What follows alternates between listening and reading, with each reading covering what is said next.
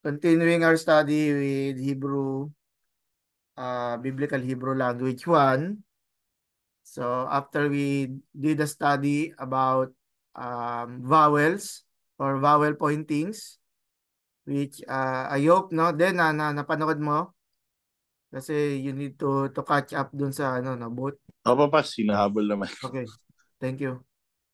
Both sa ano and yung advice ko ay as I said before both kay Pas Darwin kaya kay Annalyn, you can have the material printed out no. So while I'm teaching here, given naman that that is your copy, you could take notes on the sides or the margins no. So again, okay. So syllabification has something to do with how words are being read. And Uh, especially when you're just seeing consonants and a lot of the ano no pointings both below, above, and then even in the middle. Sometimes you get overwhelmed and you wonder how it is being read, no? But practice and recognition of the root words will help you decide on how words are being read. For example, the one here um, is ano no the word the bar. So there is a dagish forte in the dalet no, yung may tuldok in the center because it is a begat ke pat letter no, begat bet gimel dalet kap tapos another pay and then the tab. So if it's a begat ke pat letter, when the word begins with a bigat kepat letter. So you are to provide a dagish porte, yung tuldok sa gitna. And the reason for that is it means ano, it is read strongly, no.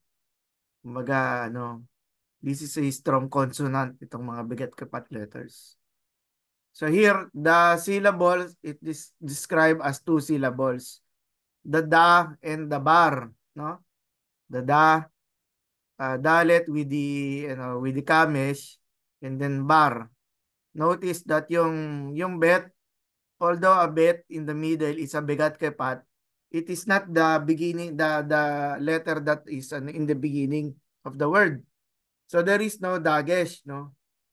So sometimes ang because of quick reading, nagiging yung B, nagiging sound siya as a victory. The var, ganun na yung ano, the var, yung how it is being read.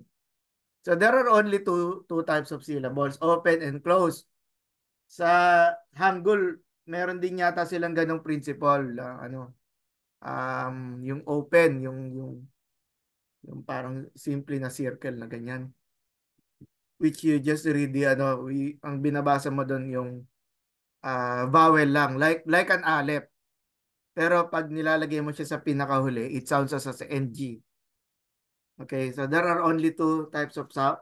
Nagmamagaling na naman ako sa Hangul, hindi naman ako magaling doon. Sorry, ano lang 'yun ha. Naghahanap lang ako ng comparison to show that hindi so baka yung or baka awayin ako ng linguista na hindi naman daw ganoon. Anyway, sige, forget what I said about Hangul. Okay, open syllables end with a vowel and closed syllables end with a consonant. Okay, no? Open syllables end with a vowel. And for instance, yung nakita natin dito sa da, it ends with a vowel, yung a. And then, and a closed syllables end with a consonant. Okay? So yung var, notice yung var ends with the consonant. Yung res, di ba? Ito yun. You're still in the first example pa rin. Teka lang. Yan, para malaki-laki. So here, da, and then bar. So da is an open syllable. The dalet plus a kamesh, which is yung small, it appears like a small letter T below the dalet. And then closed syllable, ano yan? Consonant, vowel, consonant. So that's a closed syllable. Okay, so accent. Most Hebrew words are accented or stressed on the last syllable. Some are not. So yung accent, it is placed, again, the purpose of the syllable or the accent rather, is to help the reader where to assign the emphasis. And for this class, memorization is also needed, no? You really need to memorize, or of course, memorization is a result of practice. So when you keep using this, such as this, here walang no, walang accent. Seper. Here you could see there is no accent. It's just the tsere, and then and then the segol. Seper, which means a book. Seper. Tapos syllables may be classified according to their proximity to proximity means whether they are um closer to the beginning letter, no? As described here, propretonic, pretonic at saka tonic. So usually again, if there is no accent, usually the accent is in the last syllable. And here there is a sheva, no? There's a dalet and a sheva underneath the dalet. Sheva yung dalawang tuldok na pababa. De, ba, rim. Okay, again. So consonant vowel, so that's a syllable. Consonant vowel, again, that's another syllable. And then consonant vowel, yung hirek yod, no? The dot below the resh is hirek plus yod.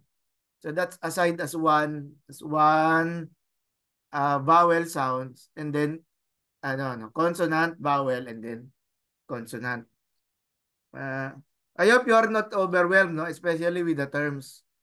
Kasi we need to have a means of identifying the marks, no. It is a sheva, dalawang tuldok sa baba. It is a kamesh, yung looks like a letter T. And then hirek, yung E sound, no? Sheva, the kamesh, the A sound. And then the hirek, the E sound. For identification. Syllables may be classified without reference to accent. Ganun pa rin. Um, ultima, which is the last syllable, no? Penultima, the syllable before the last, no? And then ante penultima, which is uh, a stage, no? Before the penultima, and then to be followed by the ultima. Yan. Okay. Sorry. We now go over yung sa no, yung sa concept of this is now the beginning of our study of genders, no? Genders, how nouns are identified with the gender. So there is a root word, and the root word is always masculine. Ganun na lang 'yon. Root word. So they would attach a suffix.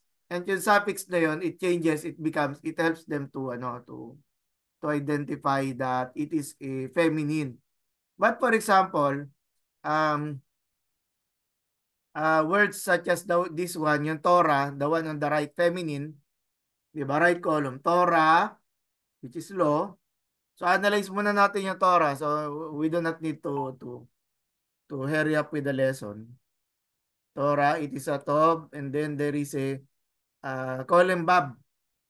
Column bab means yung there is a bab, and then there is a holem on the top of the bab. So it is assigned as one unit of a vowel.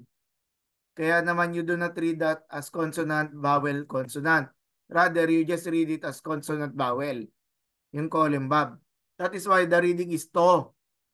Plus yung resh, kamesh, and then hey. Torah. Solo. On the other side, yung sa masculine. So, I just move from right to left. Pero, kasi, na-open ko na. The word is sus. No? Sus. So, it is a summit, yung yung parang parang parang vase, no? Or a pitcher, nilalagyan ng tubig. And then there is a shurek in the middle. So the shurek is the vowel. And then another summit. So we read it as sus. Okay? Sus. Now, the masculine plural with the red letters, yung yod, ano no, yod. Actually, it's not just yod, no. It's a hirek yod, no. There is a hirek, the dot, the red dot, no, under the summit. The hirek plus yod, so that's another vowel, and then mem. So the yung rule natin, no, consonant vowel, so that is su, samek, and then call him shurek ito. Samek and then shurek. So this is one syllable, no? And then consonant, vowel, consonant. Ito po 'yon. Again, yung yod functions here as attached to the hirek. So it practically functions together with the vowel, no? Ganun din. Now bago tayo magpunta sa dual kasi there is this idea of two horses, no? Two horses. Before we go at dun sa two horses, in the law, the ending of the feminine hey, no, hey, changes it to kolembab plus a tab, no? Kolembab plus a tab. So we read this as the word law, yung singular is Torah. Now notice yun dun sa resh, instead of a kamesh, which sounds as a letter A, it changed into a kolembab. Kaya it sounds as torot, no? Torot. And then, doon naman tayo sa dual. In Hebrew, there is a phenomenon called dual. So they count it as two or pairs, no? Kagaya niyan. Susayim, no? Susayim. Okay. So here now, yung yod is pronounced. Dito sa plural, it is not pronounced. It is simply susim. But in a dual form, the yod is pronounced in order to distinguish the susim from a susayim. Meaning there are two horses, okay? So walang number 2 dyan. It's just simply when you read it as susayim, the translation is 2. Mamaya na, no? Mamaya. Susayim. Now, this is also applied with the feminine. So, two laws, no? So, the reading will be Torah, and then there is a patach, which also a sound of an A, shorter A, Torah, Tayim. Okay? Torah Tayim, meaning two laws. Pag dual, yung function niya as dual. So, yung function of the dual is not very frequent, but it is there. For example, two hands, di ba? Yadayim. Yad is a hand, no? So, kaya naman ay, di ba? There are two eyes. So, an eye is ayin. Pero if there are two eyes, no? Einayim, no? Notice the yung sound ng ng use of the yod, the hirek yod, and then the mem. But you will encounter that. But something to always be watchful. So here in singular, so singular masculine, noted dito nila pratiko as endingless, meaning it also it also follows the root word, no? So the root word in Hebrew is masculine. Okay? But of course, not everything kasi there are feminine words that end with he, so it becomes the word kasi ang law, it's not a person, no? Pero it is used in a feminine form. That also applies for Greek. For those who have taken Greek, ganun din yung niya. There are words na na ang root word niya is feminine but it doesn't necessarily mean it's a female. Like aletheia or hamartia or cardia, no? Okay, and then the plural is the hirek yod mem, hirek yod mem. Para sa feminine, it is the kolembab plus ano atab, no? Kolembab plus atab. And then yung dual is ayim, no? The patak, yod, hirek at saka mem. Ganun din naman doon sa kabila. Na lenten yung ano, no? Pwede yung nandito sa side na to na lenten kasi ang patak is a longer A while ito namang nandito sa pinaka right, no? Ayim is using a ano, no? Patak pala, sorry, patak. Yung isa kamesh which is a longer A. Okay, so now, what I appreciate with our lesson today is we're just talking about syllable. So hindi kayo napo-force to ano, no? Yung study natin, we did a study doon sa alphabets, we did the study on the vowels, sorry, alphabets in consonants, okay? Alphabets in consonants. And then last meeting, we did a study sa vowel pointings. So now doon sa syllables and accents. Okay. So there are also endingless feminine nouns. Not all endingless nouns are masculine singular. In a few instances, feminine singular nouns are also endingless, as in eretz, and then ir, no? And then even. Okay. Yung yung endingless referring dun sa mga ano, yung prefixes that are attached. Kagaya nito, yung hey. Although yung Torah naman is standalone, you will see later na ano yung nagagamit yung he o kaya yung um Kolembab to denote yung ano yung use of feminine plural, no? Feminine plural. Okay, exception to normal pluralization. For example, the masculine singular noun ab, father, takes the feminine plural ending ot, no? Ang ending niya is abot. So here again, no, we are just left to wonder, no, why, no? Ab is a masculine, no? Kasi there is a different word for ano, for mother, no? You just ano, no, bakit siya, 'di ba? Ang expectation natin dito, ab, if it's masculine, looking at the rule, dapat ano siya, dapat hirek yod mem siya. Pero here, ang reading sa kanya, instead of a masculine, ang ending niya is ano, kolimbab at saka tab, which is the endings used for ano, feminine kagaya nitong torot, no?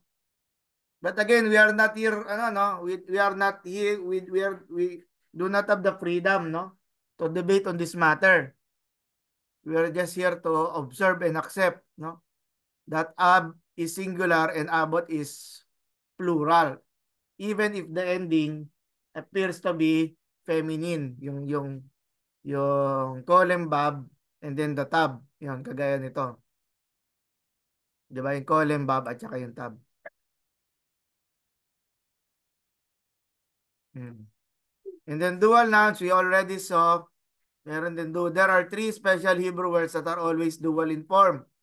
But it doesn't necessarily mean, kunyari yung Egypt, Mitzrayim, it doesn't mean there are two Egypts, no? Yun lang ang ano nila.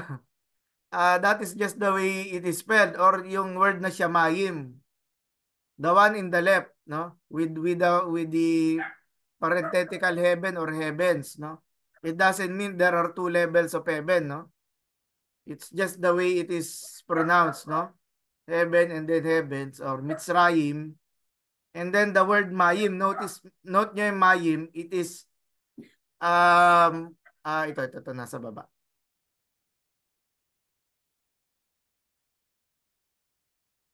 No? Yung Mayim is ano, no? Patak, tapos yod, hirek at saka mem, which gives you a signal about yung signals for a dual. But ito, ang translation nito simply means water. And it has nothing to do with the number 2. No? Shamayim, Mitzrayim, at saka Mayim. And again, these are very frequent words. No? Yung Shamayim, notice yung Sha, tinanggal yung Shin, tapos yung Kamesh, naging Mayim. No? Water. So, what happened? Yung heaven at saka yung water, how are they described sa Hebrew cosmology or understanding of creation?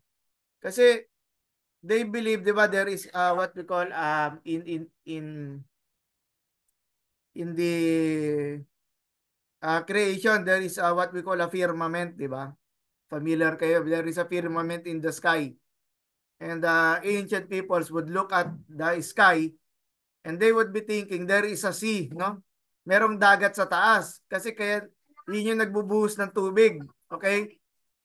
Kaya siya mayim at as mayim. So heavens at saka water. So but again, seemingly I'm forcing the idea, no? Teka lang, teka lang.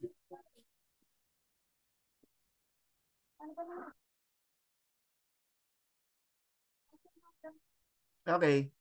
So yan, irregular stem change, no? For example, the plural of yom is yamim. Okay, yamim. The reading is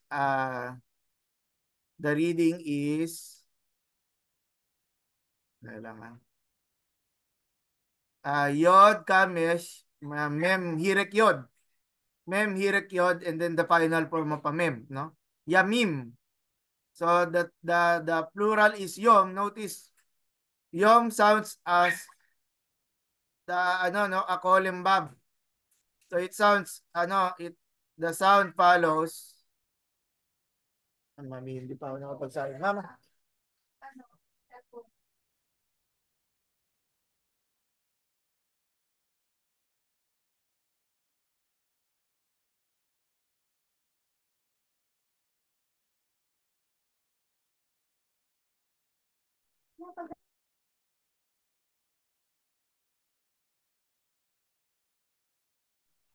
And then here the plural of ish, man. Yan. So the word for man is ish.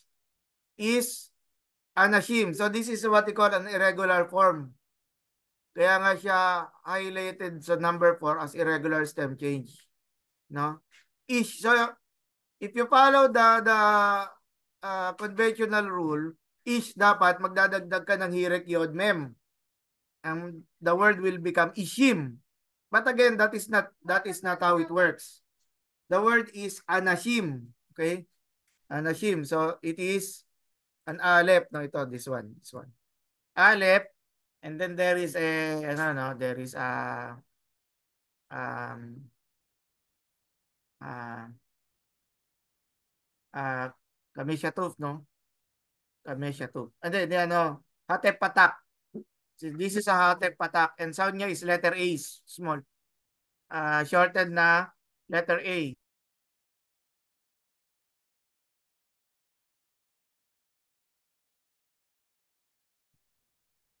So, no. And then, Ana, Shim. O di, ayun, si Annalyn, pwede na pala manggaya dito ng pangalan niya sa sarili niya. Konti na lang, yung Shim no? So, it is Aleph, tapos, Hatep Patak. Hatep Patak, yung Hatep, yung dalawang tuldok, no? Yung pag Sheba lang, dalawang tuldok. So, yung kanina we saw an example of a Sheba. But this is Hatep Patak, and then, and then Akamesh, yung na, yung yung nun, no? Plus a Kamesh. So na to, no, yung sound niya, no? Yung sound, yung sound niya is consonant vowel consonant vowel. Kaya siya 2 syllables na agad, okay? And then shim. So shim represents the third consonant, anashim. Ang translation niya men, which is again irregular. Now teka lang, itong is using the rules for no, yung the one in blue. Ish and then Isha. Ito naman yung woman. Okay? So man is ish. And then the plural, and then sorry, the feminine form for ish is isha. No? So what makes the difference? What ano, yung he sa ending, and then there is a attached na kamesh yung letter A na kasi ish is one syllable.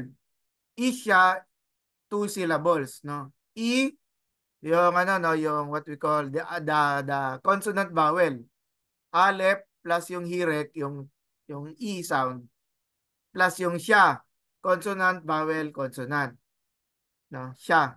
Now notice na meron siyang dagesh-lene, merong tuldok doon sa gitna, no? Ng ano ng shin to denote na ano it is read na strong.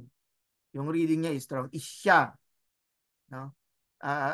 Parang ang idea mo, is just ano, mabilis siyang basahin.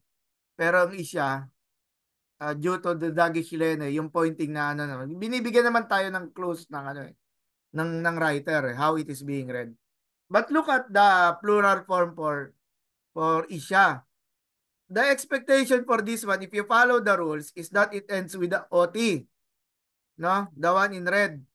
It should end with the column bob plus a tab. But here, ang ending niya is because it is irregular, it ano no, naging ano siya nashim, no? So both yung plural ng ish at saka ng isya are irregular. Yung ish, ang plural niya is anashim. Yung isya naman, ang plural niya is nashim. Now, these are exceptions. Pero again, when you say exceptions, marami tayong makikita nito. Pero ano lang, no, at least you um you learn to identify the general rules, and then yung mga irregular na to is ano is based from memory na lang. Makukuha nyo rin yan later on. And then here we have a defective spelling of ot, no? Now itong defective, sabi niya, the feminine plural ending ot will be spelled as nawala yung ano, nawala yung verb. It's just simply yung column na lang, no? No? With holem rather than the holem verb or the holem wow, no? Kung Asian yung ano natin reading. That is why the word here, no? The word is EDA. Okay? Yung EDA. The one on the right. EDA. Pero, it may appear as, ang function niya dito, according to Pratico, there might be cases na there is a column bob. Okay? May column bob. Pero or simply, the bob is removed. Or the wow is removed. Kaya siya naging edot na ano na lang, column na lang. So what is left to us is yung by memorizing the vowel pointings, we recognize that this word sounds as ano no yung as an o sound sa kanyang second syllable. Again, the rule is yung for syllabification, consonant vowel, yung ayin plus atsere, consonant consonant vowel, and then consonant vowel consonant, which is dalet, and then holem, and then there is a tab. So shorter spelling is called defective. No, longer spelling is called yung full spelling. So that depends siguro I don't pero ang guess ko niyan ano, siguro dialect, no? Dialect. Yung isang dialect ginagamit niya yung kompleto with the verb, and then yung isa namang dialect which is using the same word, same sound, pero tinanggal na niya yung verb doon sa spelling or yung wow doon sa spelling. But again, ano ko lang 'yon, guess ko lang 'yon, no? Why there are ano no instances na nawawala yung verb. Now pluralization with no change. So the song is cheer, and then the songs is shirim. Shirim, no? Cheer and then shirim. Okay? Pluralization with no change. And then the other one is, yung word na dream uses begins with the letter K, no? Kit. So we read this as Halom. Okay? Halom. Ayo, while nakamute kayo, napapractice nyo rin yung words how it is pronounced, no? It's a halom, it's a dream. So its plural form is halomot. Halomot, no? Yung ket, and then interesting because here tells us, and then you add a yod mem, which is the plural form for plural masculine. Pero itong halom, no, end siya as an ot, no? So naging feminine siya, no? Beginning with which appears perhaps the underlying rule there is to distinguish the singular kalom from the plural, no? Kalomot. Okay? So I know there's just a lot of yung parang guessing around and why such thing, but again, we could not argue, no? We are just given the chance to make observations, no? But we could not argue na baguhin sila, yung baguhin yung rules rather. Now, pluralization with propretonic reduction. So propretonic, that is the referring to the first syllable, 'di ba? Ito yung mga first syllable ito. So why is there a what we call a reduction involved? A reduction takes place when kanyari the word dabar, which is both a kamesh, which is a long A sound, dabar, no? Long A sound. But when it is in the plural form, it lengthens, di ba? Humaba siya. In fact, we added a resh, a hirek, yod, and then a mem. So humaba siya. And since the bar lengthened, no? Ang reading niya, of course, bumibilis din. It has something to do. So in order to read it in quicker than the word dabar, because they are both using yung long A sound, gumamit ng Sheva class, no? The Sheva both dito sa case na to. Yung author use the Sheva in order to shorten it. So it's no longer a long A sound, no? It's no longer a da. Rather it is a de. It's a de. So you read it as a devarim, no? Devarim. Again, ang purpose niya, there is a reduction. So the long A sound, shortened siya at naging sheba. Propretonic reduction, that is how it is called. Now about the cloud, which is the anan, anan. Notice that the noon, yung noon ending, ending na noon, anan. And so the kamesh shortened, but because it is a consonant, the consonant used is a guttural, no? What are the gutturals? Aleph, ayin, and yung resh yata is ginagamit din siya sa guttural. Anyway, so it is dahil ito ay guttural, so instead of using a sheva, naging siya, no? Sheba hatep, no? Sheba, sorry, sheba pa. Hatep kamesh, no? Sorry, hindi kamesh. Hatep patak, yung line lang. Ako confuse ako dun sa T. No, yung T is kamesh. So, it is hatep patak, no? Hatep patak dahil nag-shorten siya. So, ang reading sa una is anan. Okay, anan. Now, dahil nagkaroon ng shortening, we will now read this as enanim. Okay? Enanim. Yung long A, naging E na lang siya. Enanim. Okay? referring to the plural form clouds. Ito, segolate. Segol, yung ano, yung three dots, no? Three dots. Like an inverted triangle. The pluralization of segolate nouns. So, the word melek, uses two segols, no?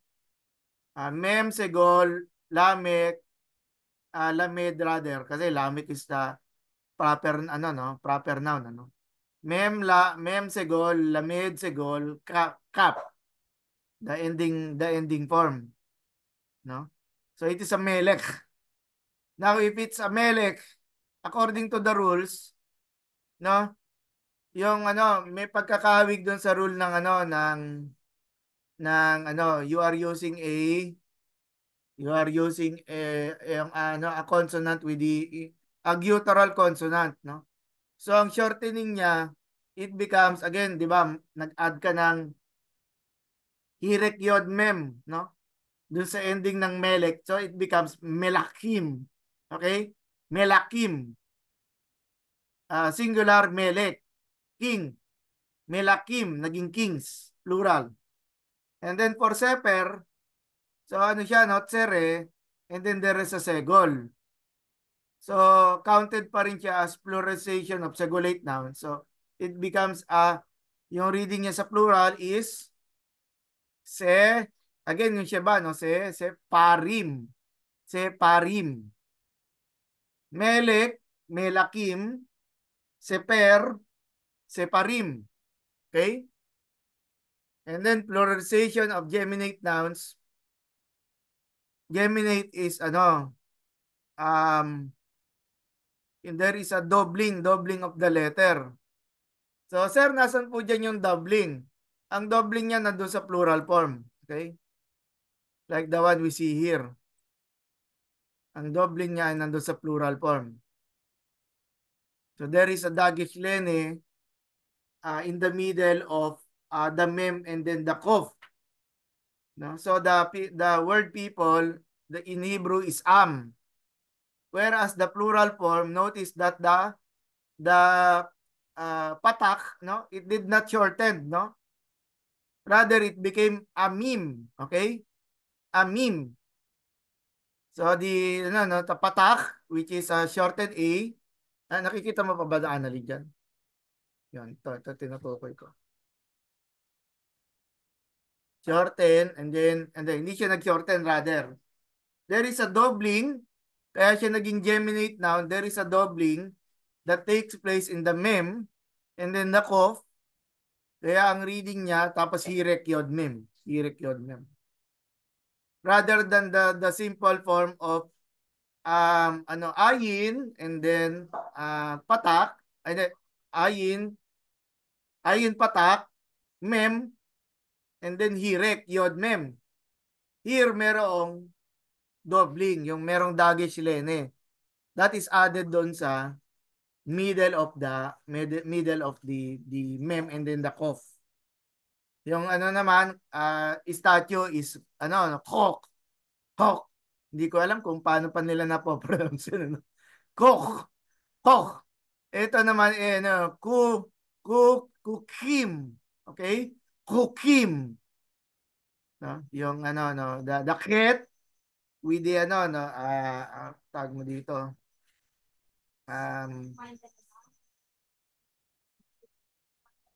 Nilimutan ko yung ano yan, tawag mo doon?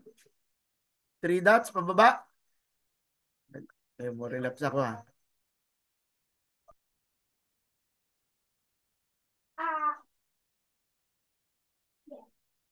Ayun, kibbutz. So, kibbutz yon yung pababa. So, meron siyang kibbutz.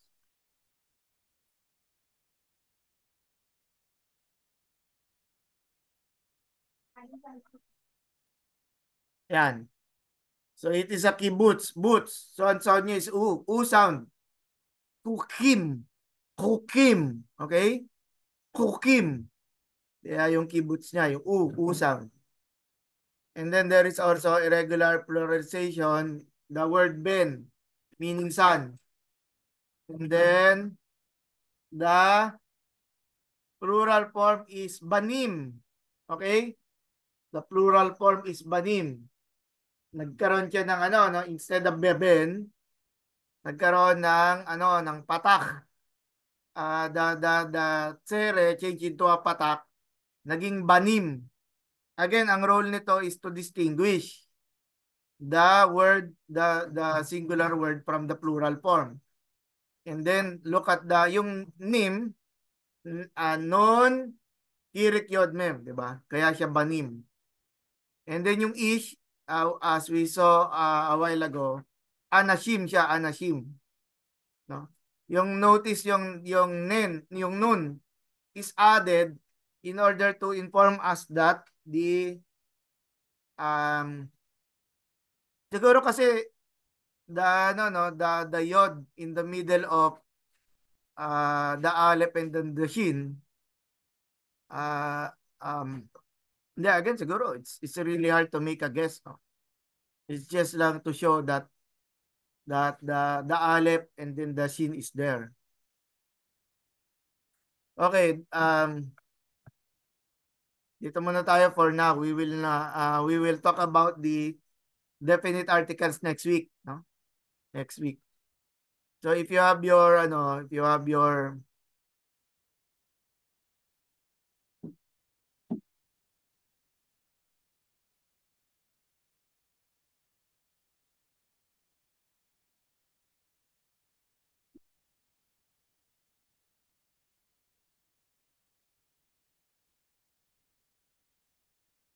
something that we did not give attention pala last meeting. Yung sheba, yung two sounds, yung the vocal sheba and then the silent sheba.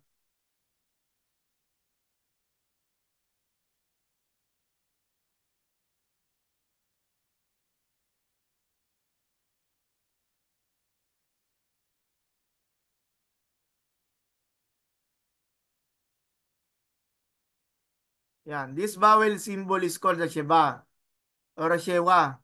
It is not listed in the vowel charts because it is not like any other vowel. It does not belong to any phonetic class. There are two types of shewa in Hebrew. The silent shewa and then the vocal shewa. So yung explanation niya, I want to borrow this one, no? Sa book kasi ang hirap maganap ng ng um what you call pratiko that is complete, no? Yan. The sheba is a silent if the previous vowel is short. Okay. A silent sheba will always come at the end of a closed syllable. Okay? Closed syllable. So that is after a short vowel. A closed, remember yung syllable, di ba? Consonant, vowel, consonant. So if it is at the end of a closed syllable, you do not read the sheba. The sheba has no sound, no? Or the shewa. But if it is in an open syllable, no? Itong example na to that we have, this is an open syllable, no? No? So this is a sheba that is sounded, no? Kaya siya, it is a vocal sheba. A sheba that is sounded. And then, a sheba is silent when immediately preceded by a short vowel. For example, paro. Yung name ni Parao is Paro, no? It is yun nga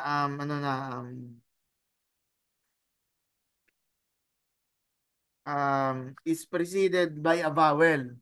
So if it's a kabilang siya isang consonant, vowel, consonant, and then you see a sheba, walang sound yun. Okay? Walang sound yun. So let's practice that, yung rules na yun dito sa exercise 3. We will skip dun sa no, kasi may mga errors dito sa presentation, but rather we will focus dun sa dito sa sheba. Okay? Of course, yung isa, identify each dagesh, forte or lene, and sheba. So yung mga dagesh forte, they are easily recognized because they are the dagesh or the pointing that is in the middle. The middle of the letter.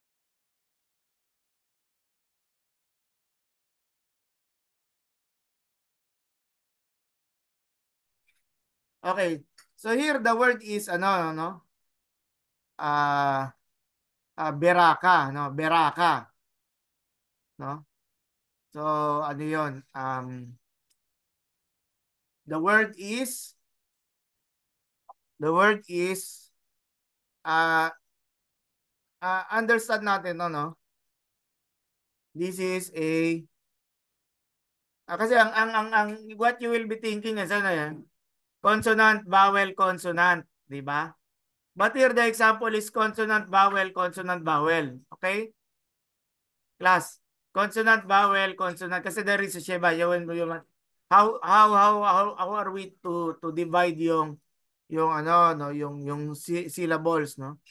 So we see here that the bet with the sheba that is one syllable. Kasi ang tricky nito, you read it as beraka, no? Beraka. So that is a violation of the rule since yung aka maiiwanan nitong yung ano no, yung kamesh under the rest will be left alone na wala siyang consonant. Okay? Mawawalan siya unless there is an ayin o kaya there is an aleph. Okay sana 'yon. But here, so we read it as be ra ka. Okay, beraka. So if you're going to identify the syllables, iyan naman siya, hatiin mo siya doon. Be, ra, ka. So there are three syllables. And then again, the pointing in the middle is ano no, is an example of an example of a Dagesh forte, which is which is the purpose of of um pronunciation para doon sa reader na the author is helping the reader in order to identify the term. And then sinong take turns tayo dito. Gusto mo i-try to pangit yung term na gusto mong i-try utusan na lang kita. Sasabihin. Pwede po ba, 'di ba? Pinapakiusapan. Hindi na na. Ikaw na magbasa. Darwin, number 2, Darwin. Read.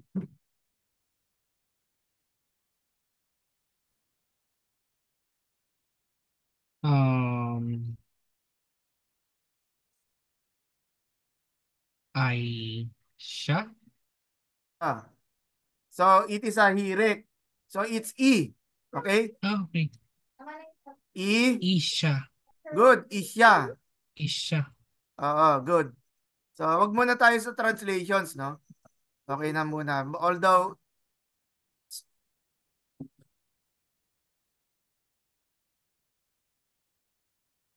Isha. and then si Annalyn. Notice this is ket, no? Ket. Kaya i-practice mo na yung reading mo.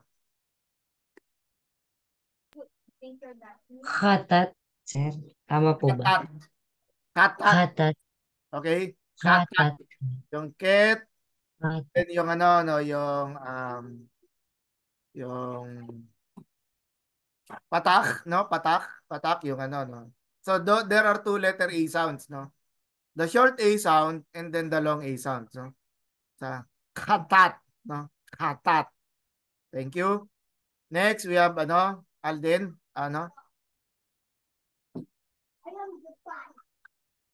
number 4, then. Siguro 3K yung yung merong underline na yan. It simply means babasahin mo siya as A sound. Okay? So yung ba, yung sound sa ba kasi meron siyang may line siya. Sige, go on. Try mo. Hindi ko pa kaya, pass. Hindi pa, sige. Babalikan ko Ang talaga guide yung natin dito. Okay lang yan, okay lang. Everything naman, hindi naman tayo pinanganak na nag-aaral lang na marunong mag-Hebrew eh. Diba? Sige.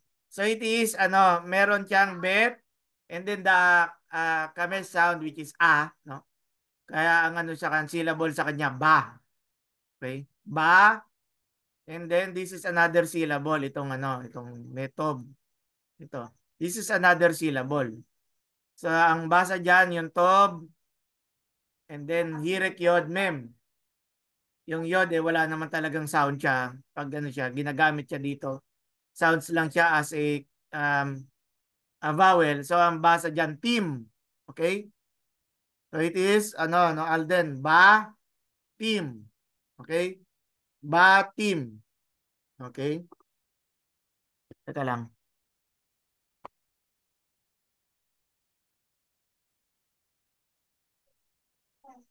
Cameo. Ay, makakita na pala.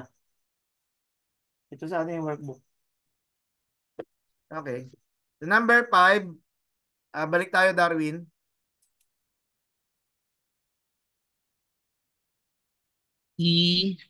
Ikan. Ita, Ita. ita, Itanu. Itanu. itanu. Very good. Okay. Itanu. Okay, Annalyn, na-recognize mo yung kibbutz. So, that's the U sound, no? Kibbutz, yung U sound. Okay?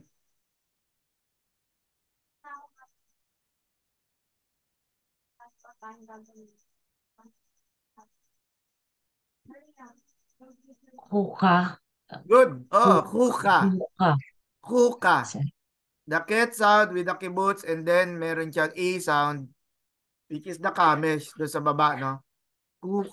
Kuka. No, yung kap. Notice yung pronunciation is dahil merong dagish len pupunta talaga doon sa middle yung no? Or what we say, the last syllable, no? Yung ultimate syllable.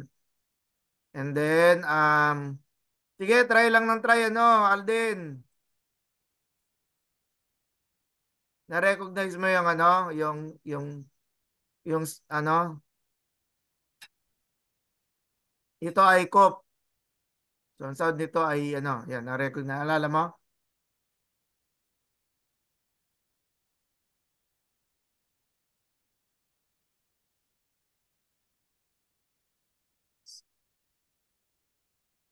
Well, anyway, sige. Itutuloy na lang natin, ha? So, it's ki, kap, tapos hirek. So, ang sound niya ki, and then there is a dagish forte, no, class, no? Because it is a bigat kepat letter. So, there is a dot in the middle of the kop. No? And then, the samek, ang sound nito. So, there are two sounding letters sa Hebrew. And then, it is, yung two dots is, tsere. Okay? So, it's kise. Kise. Yung hey sound is, of course, it's silent. If it's with a hey, so it remains a silent. Sige. Balik tayo, Darwin, number 8. Um, ma Malka. Ah. So, yung Shiba dyan is for the, yung guide na nagsisimula. That is a silent Shiba, okay? Kasi ang rule niya, yung tuldok sa baba, ng dalawang tuldok. It is a silent Shiba because the rule is consonant, vowel, consonant. Di ba? Consonant, yung mem, vowel, yung patak, yung patak, and then lamed. Consonant, vowel, consonant. And then there is a Shiba. So, it is a silent Shiba. Hindi mo ito babasahin.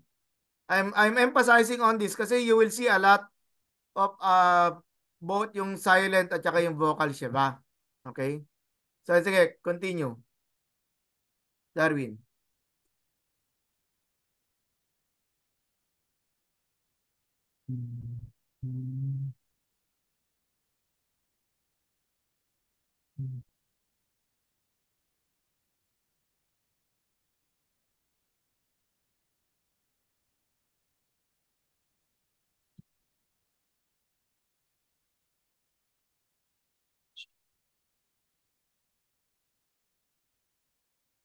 Um,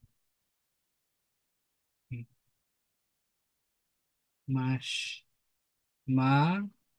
Mash. Yan lamed. Ma, Ma, Number 8 po ba, sir? Number 8 pa rin. Sorry. Ah, ma Malka? Good, Malka. Malka. Oh, nakakabasa na ng Hebrew eh. Uh, Mal, and then isa siyang syllable, and then ka, another Ma- syllable. So there are 2 syllables. Okay, number 9, Annalyn. Mishpat, sir. Oo. Mishpat. So yung sheba rito is also a silent sheba. No, Annalyn, hindi natin binasa, kaya tama ang basa mo. Mishpat. Mishpat. Yung ano, no, yung ano. Okay, and then this one, ang basa dito ay ano, no, gumagamit ulit ng Aleph. Aleph, and then yung ano, no, yung patak, no, yung line sa baba. And then tab, tapos and then yung ano, yung kamesh. Ang reading dito ay ata. Okay? Ata. So, given that this is a vowel and a consonant, vowel, kaya ano, um, consonant, vowel, this is one syllable, and then consonant, vowel, consonant. Yung ta. Okay? Ata. Sige, nakita na natin to kanina, Darwin. 11. Dabar. Oo, dabar. Thank you. Si Annalyn,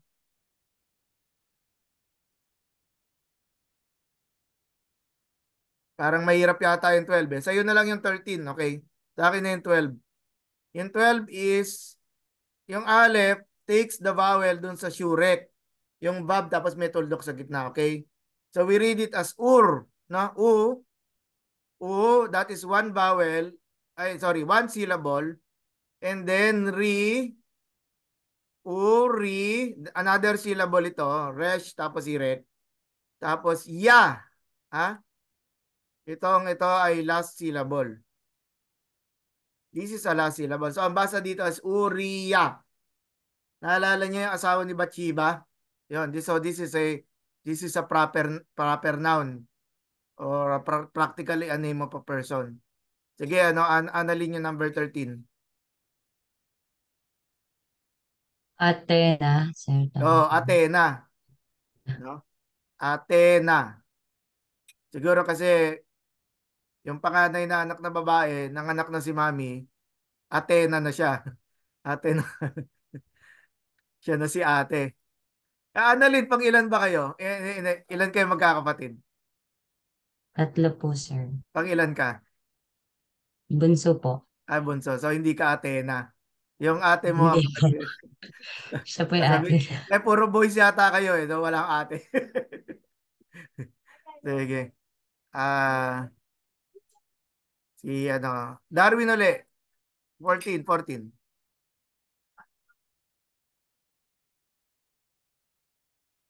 Sige, habang nag-analyze si Darwin.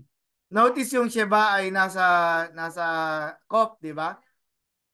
So, ano, ito ay um, and this is a vocal Sheba, okay? Wala siya sa ending ng consonant. Sige, go on.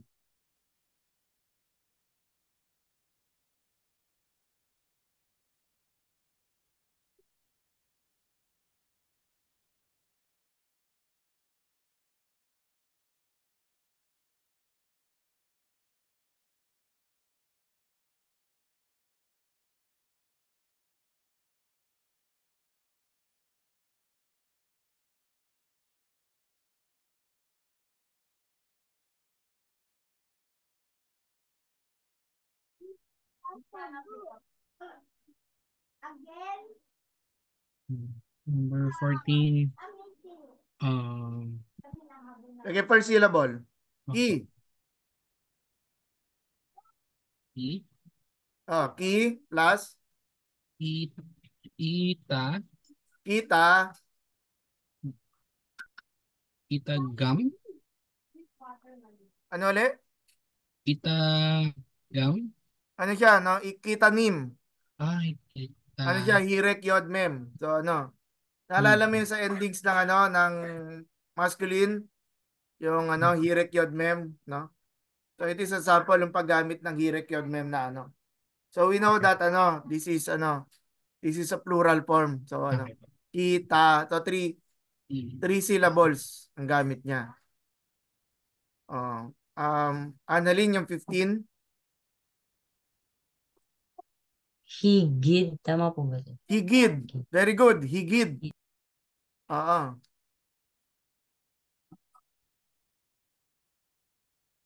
Tapos na tayo sa ano.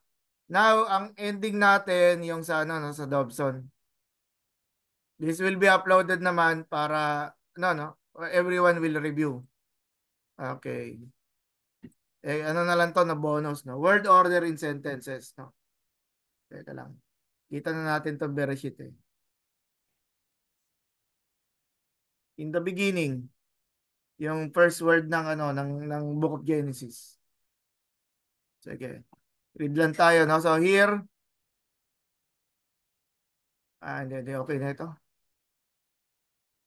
Ano tayo? Reading exercise tayo, ha? Reading exercise. So, the rules for ano, no, Sheba, no? We see there is a Sheba here. Below the bet. So, this is a vocal Sheba. Ang tinutukoy ko ito na first line, okay?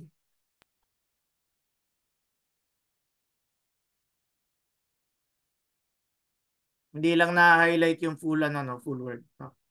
So, this is a be, and then it's a re, kaya re, be, re, tapos sheet, no? Hindi to bere sheet, walang ganon. Bere, tingnan, sorry. Tingnan natin yung ano. First vowel, 'di ba? Be. Second vowel re at natapos siya sa alep. Remember yung rule, consonant, vowel, consonant. So consonant yung resh, vowel yung sere, and then another consonant yung alep. And then sheet, no? Hindi po ako nagmumura, nagbabasa lang po ako, no? No, yung shin, tapos hirek yod at saka tov. Very sheet. And then the next word is bara. Okay? Bara. Ano yun? Uh, be, tapos kamesh, resh, kamesh, and then alep. Tapos, ang susunod na word, And Elohim. and This one. No? Which is a divine name, di ba? Divine name. Names for God. Elohim. Bara, isang Elohim. syllable. Lo.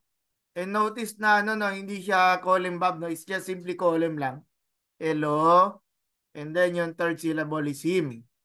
Provided naman dito sa ano, no, sa English transliteration. And then the third line is et. Okay? Gumamit siya ng tsere. Below the aleph. Kaya siya et. Bara Elohim et. Tapos yung hey na definite article which will be our lesson next meeting, no, yung reading niya sa ha. And then familiar na kayo or introduced na kayo sa Shamayim, di ba? Shamayim, yung heavens, which we discussed a while ago, na Shamayim, it appears like dual, pero hindi naman siya talaga dual. It just, ganun lang yung spelling niya. Et Hashamayim. And then last line, kung gagamitin ko yung ano, yung Asian reading, waet, no? Waet haaretz. Okay? Haaretz. So Bereshit bara Elohim haet hashamayim waet haaretz. Na meaning in the beginning in the beginning the Elohim created the Shamayim and then the Aretz. Okay? Hindi naman parang unresponsive kayo doon. In the beginning, kinreate nung Elohim yung Shamayim at saka yung Arets. Yan, meron na yung verse. Sige, so mga ano to, no? Added vocabulary. Be is ano, no? In, tapos dinagdag siya sa reshit, okay? Yung word na reshit. Alis. Ano, no? Reshit something to do with the word Rosh, meaning head, or yung nauuna, ano? So, sa nauuna, nilika ng Diyos ang, yun, parang ganon. So, ano, well, anyway, I don't wanna force yung idea masyado. In the beginning, he referring dun sa, ano, no? He created, referring dun sa maliwanag na creator God, no? The heaven, sky, and then, no? Va or the wa, which is the end, makikita natin yan dito. Ito. Yung ito. This one. No, ito yung end. Ay, sorry. Na-highlight pati yung aleph eh. But you know, no, ito yung ano, yung verb tapos meron siya ba, ay meaning niyan ano, end. Ito yon. Ito. Mas madali siyang i-highlight pag ganyan. And then, the earth and the indicating object. Ito, we will see this often. Ang tawag natin dyan ay direct object marker. Direct object marker. If you studied yung Greek ninyo, meron tayong accusative form. Okay? So the accusative form, di ba, it is in contrast do sa nominative. Nominative is the doer of the action. Accusative is the direct object or the receiver of the action. But in Hebrew, they would provide an it, no? To tell the reader that it is a direct object. Okay? Siya yung tumatanggap ng action. Kagaya dito sa example na to, we can see that the God is the subject. And then here, created or we could also say the result of God's creation is the heaven and the earth. Pabalikan natin, no? Yan. In the beginning, God created the heaven and the earth.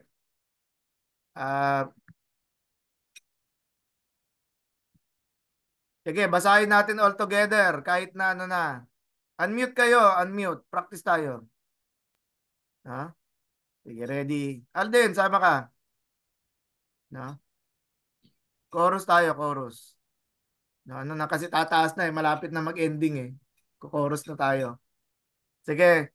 Bereshit, no? Sabay-sabay tayo. Bereshit, Bereshit, Bereshit, bara, bara, Elohim, Elohim, et, et, Hashamayim, Hashamayim, Hashmayim, Vaet, Vaet, Waet, Haaretz. Ares. Ito yung et, direct object. Paares, Ang direct object niya, Hashamayim. Yung susunod, di ba? Yung direct object niya, Haaretz. So if you analyze yung mga he dyan, ang ano lang yan, sinasabi the, kaya nga meron tayong the rito. Definite article, yan din dito. And then meron tayong et, which is the direct object marker. And then meron tayong verb. Di ba? Verb, which is means yung end. Ito yon yung end. Okay? Kaya siya, ano, bait. Kaya nag-aaral ng Hebrew, bumabait. No? Bumabait dahil merong bait. Na-miss ko tuloy yung aso namin noon. Ang pangalan niya si Bayat eh. Wala eh. Ano na eh. Kasama na ng mga iba namin mga aso. Si Robin Daga. Si, ano. Si Pachi Pachi. Si Kuya Pachi. Tapos ano, si Shaolin Dog. Yun sila. Mga magkakasama na sa langit. Inaalagaan na ni Jesus yung ano. Hindi, wala. Hindi, si Happy Boy pa. Hindi pa siya kasama sa heaven. No, si Baet kasama ni Kuya Pachi at saka ni ano. Sige. Okay. Ibang mga ano lang, no? Yan. You have read Genesis 1:1. God is the subject. So, ano no, yung rules ng sentence formation. No? Na-appreciate ko yung ano if you read Pratico and then you also read Dobson, no? You also read Dobson. Ano siya talaga? Complementary siya talaga. Alam ko pagod na kayo. Yung libro nakakapagod siya. Yung 30 minutes mo, akala mo 2 oras. Pero siguro, parang ganun yung dating Yung 30 minutes mo ba, 2 oras ka na nagbabasa. Pero ito, yung with regards to Dobson, huwag naman kayo magalit sa akin. Gusto ko lang naman na na ma-maximize natin yung ating 3 hours. Hindi naman tayo nagti 3 hours yung sapat lang, no? So here God is the subject. Ito yon. No, hindi ko ma-highlight ng buo, no? Siya yung subject. And then, ito yung verb. This is the verb. And then, ito yung, yung kagaya niyan, arets, no? Ito yung object. Or, of course, functioning here, the result of God's creation. The verb He created comes first in the sentence. In Hebrew, usually nauuna yung verb. Nauuna yung verb. Again, yung verb, and then, sorry, we will encounter verb. Pero yung verbs, pero yung tenses, we will discuss that sa Hebrew too. If we get there, no? Yun, the verb bara He created comes first in the sentence. In most Hebrew narrative, the verb comes at or near the beginning. And then Elohim, God is the subject. When the subject is indicated by a noun, the noun often follows the verb. No? Guide, there is a verb. At syempre ang question, sinong gumawa? So there is a noun. Pero sometimes there is no noun. So assuming we drop off Elohim, what results is He created the earth. Okay? He created the earth. Kasi walang there is no explicit noun which gives us an idea that it is the doer of the action. Okay? Ay, buti na lang. Ay, Pas Alden, nakapag-aral ka na ba ng Greek before? Greek? So yun yung yung in a way, sorry, gumagamit din kasi ako ng technical terms, assuming that you also know Greek, no, para wala, kayang aralin ng Hebrew yun. Lalo na, hindi, no, kami, nung time namin, we did not have the pleasure of having recorded videos, di ba? Wala talaga. Tapos ang gamit namin book is, yung Thomas Lamdin, napakahirap na libro. No? Ba't ko sinabing napakahirap? Kasi pag konting aral mo lang ng noun, ka na vowels ka na Tapos, ang dami-dami mo na pinapas, hindi mo pa naiintindihan. Sorry. Sorry dong kay Thomas Lamdin at saka sa mga nagmamahal sa Thomas Lamdin. No? Ito ang hindi ko pa natatry, no? Yung kay Fuller tsaka kay Choi. Ito. Fuller at tsaka kay Choi. Ang problema ko dito, wala akong mahanap na na PDF kay Fuller and Choi. Gusto ko man siyang i-try. Kasi kung may is para nga naman napag-uusapan natin, di ba? Yung kay Fuller and Choi. So, Haaretz, the earth is the object. Again, ang rule natin diyan because of the et, no? Tinutulungan tayo ng et. Tapos if there is a bait, kaya siya nagiging mabait. Yun. Okay, in the beginning he created the heaven, in the beginning he created the earth. So, using the same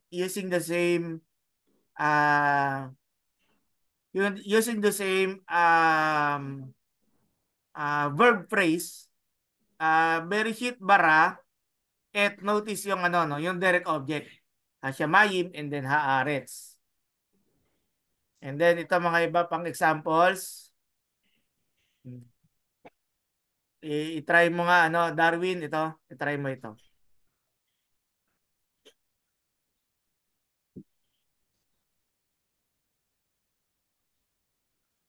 Hindi na siya bait, no? Hindi no?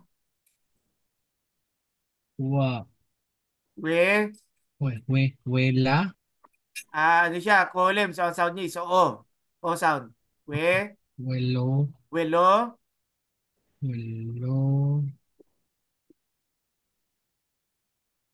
So, re siya, no? So, ra siyang, ra na una.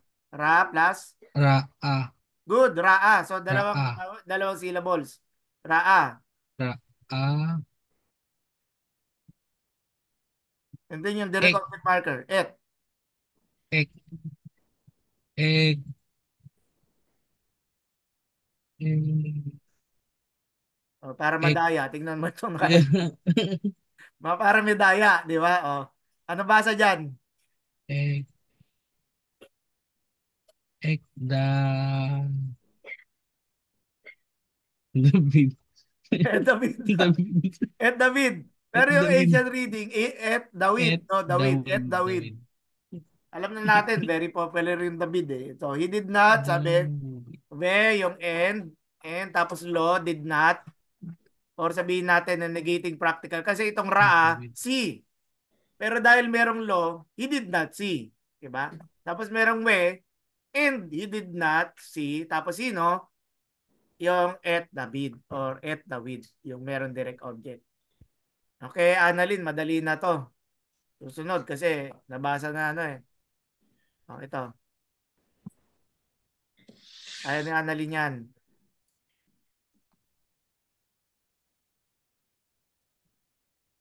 Welo. Okay, Welo Melo. Ra'a. Welo Ra'a. Et.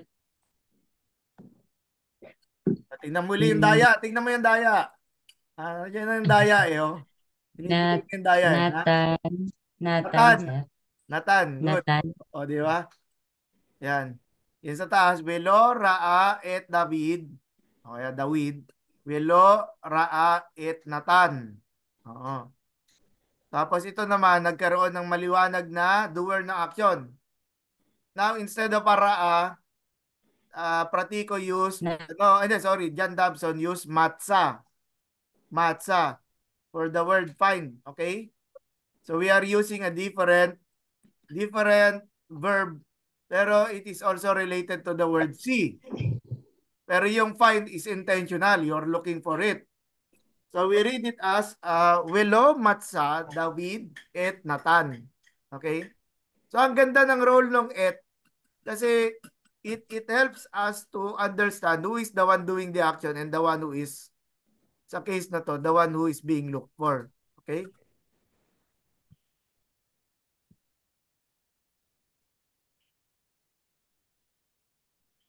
Okay, so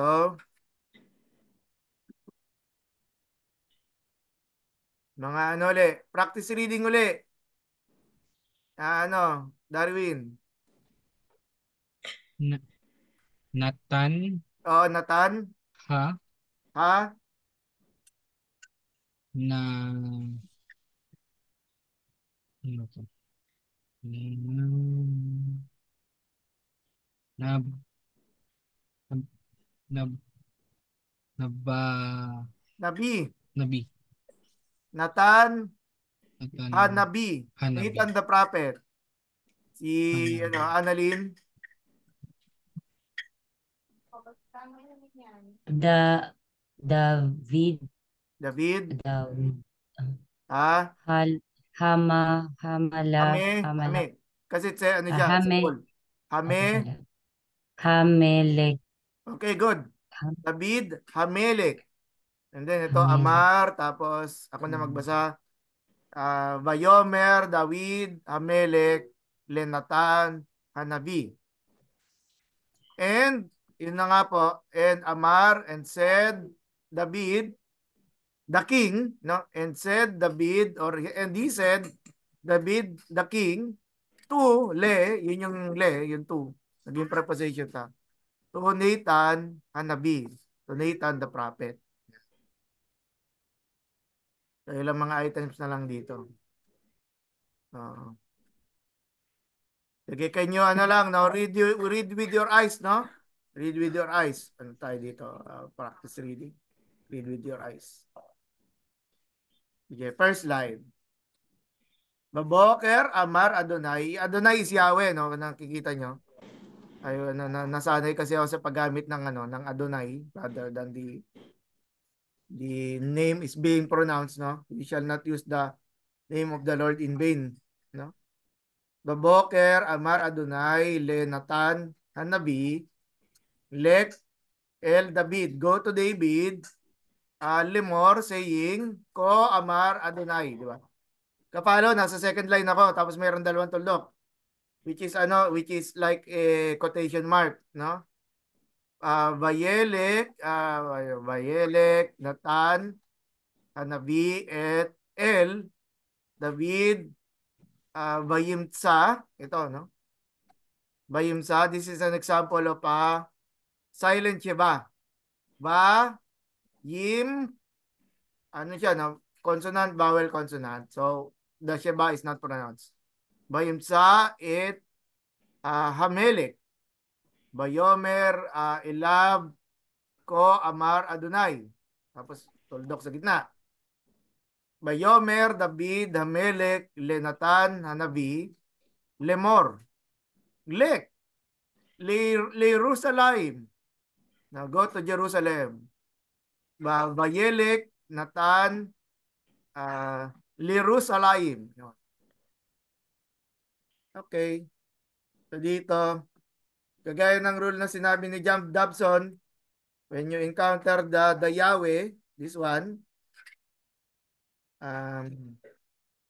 this is a standard practice, no? At as much as possible, I don't want you to hear Yahweh. I don't want you to hear Yahweh. Maganda na Adonai. Kasi we will encounter other readers ng Hebrew eh. So when you read the Tetragrammaton, ito, please lang read it as Adonai, no? Adonai, my Lord. Adonai. Sige. Considered read aloud, it became the custom say Adonai wherever there is a Yahweh. Yan. Okay. Sige. 2.9. Ha? Babasahin ko na rin lang and then we will end, no? Bayehi Ereb, Bayehi Boker. Yom Sheni. Nabasa? Kakasabay? Bayehi Ereb, Bayehi Boker, Yom Sheni. Bayehi, and there was evening. Ereb is evening. There was evening, Bayehi Boker. There was morning. Yom is a day. Nabasa na encounter nyo na kanina yung Yom. And then Shinei, which is second day.